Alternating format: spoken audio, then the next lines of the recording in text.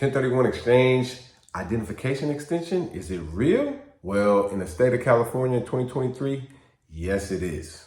But there's some restrictions to be aware of. My name is Steve Peterson with Infinity Investments, and welcome to our channel where we talk all things commercial investment real estate. And in 2023, and in January 2023 to be specific, California, the whole state, all the counties, got a whole lot of winter weather that we're not really used to. A lot of rain, a lot of floods, a lot of property damage, a lot of issues. So as a result of it, all the counties were declared as as a state of emergency, right? Each county in the state of California, because we all got a lot of rain or a lot of snow for the people in the mountains. Historic type of, storm damage. What does this mean for people in the 1031 exchange? The 45-day identification period was extended to the month of October for people who were in escrow. Now, who were in escrow during the month of January. And there's some cutoff dates. I am not a CPA, disclaimer. Talk to a CPA, talk to an exchange professional, please. I got this information. I'm a CCIM. I go to NorCal CCIM, and one of our chapter president was talking about this, and he was clarifying some of this. He was saying, yes, the extension has been granted for people because of the state of emergency, but you had to have been in escrow on your property in January.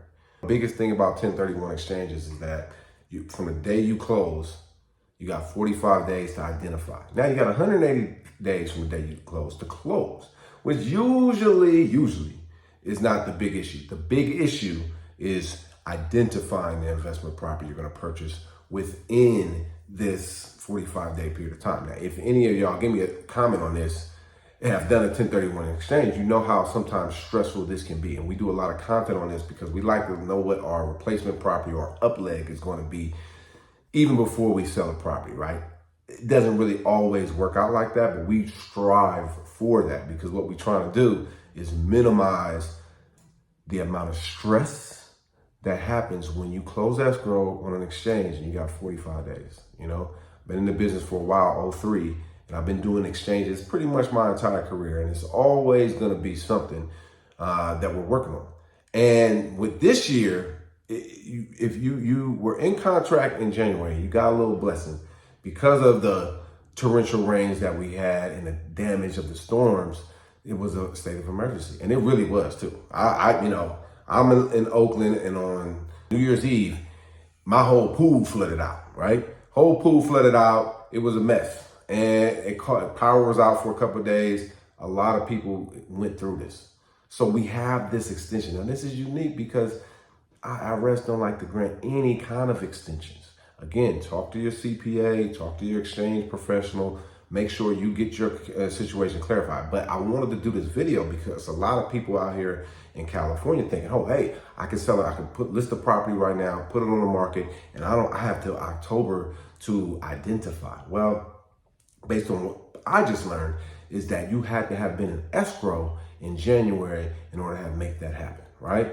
So we need to get some real good clarity on this because, especially in the Golden State, if you got to pay those capital gains taxes, it's a beast, all right? And you need to make sure you plan your exchange up front and don't get caught in the middle of it, with some misinformation. So please, whatever you do, when you do an exchange, if you're with a broker, without a broker, you need to have a tax expert that you are working with, right? Both a CPA, and then you need to make sure your exchange accommodator, your 1031 exchange intermediary. That's what they say. They're the one who accommodates the exchange. They're the one who makes it happen. The neutral third party who handles the funds from escrow. The funds go to them.